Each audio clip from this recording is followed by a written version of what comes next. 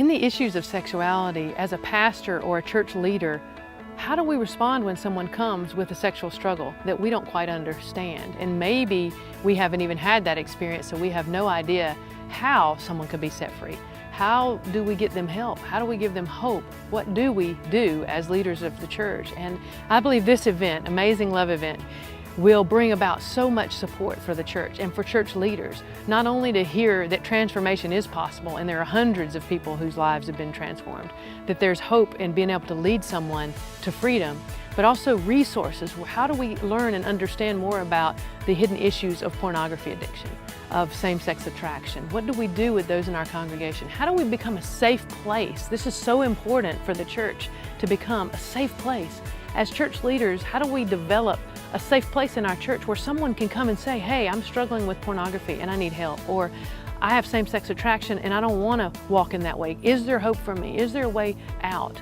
Or, hey, my son or daughter has told me that they're homosexual and we don't know what to do in the church. How do we react? Do we say you can't come in until you get cleaned up? No, we allow folks to come in and meet Jesus and fellowship with us, and we give them just a solid day of just worship, testimony of the transforming power of Jesus. And we still believe that Jesus is transforming lives, but most especially in the areas of sexuality, homosexuality, transgender, other issues of sexuality. There's such a need for the church and people to hear the voice of truth that Jesus is transforming lives. So this event is to gather together all in one day, nothing but lifting up the name of Jesus, worshiping God, and giving testimony of how God has transformed our lives from past of sexual identity issues. This has not happened anywhere where hundreds and hundreds of people have come together to give their testimony of God's transforming power in the issues of sexuality. So how do you get involved? I want you to be involved any way you can, whether that's volunteering, whether you want to give your testimony, whether you have that testimony but you don't desire to speak but you want to be there to support and just be a part of it, whether you want to be on the intercessory prayer team, whether you can give financially. There's lots of ways to be involved, and we need your help, and we need you to come and be a part and to support this event and to hear and to tell your friends so that the church can be strengthened, so believers can be strengthened, and people can have hope in ways that they've never had this kind of hope for. How do you get involved?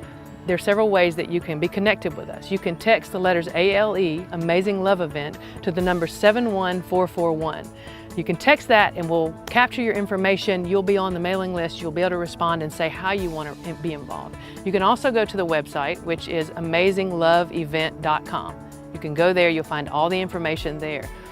Another way you can help us is to tell your church leaders. Take this information. You can print off the flyer, take it to people that you know that may want to be interested and may want to be a part.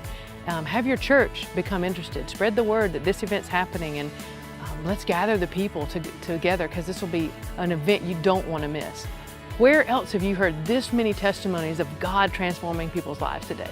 Most people only maybe know even one person whose life has been changed from one of past homosexuality to a life of freedom, from a past of bondage to pornography to a life of freedom.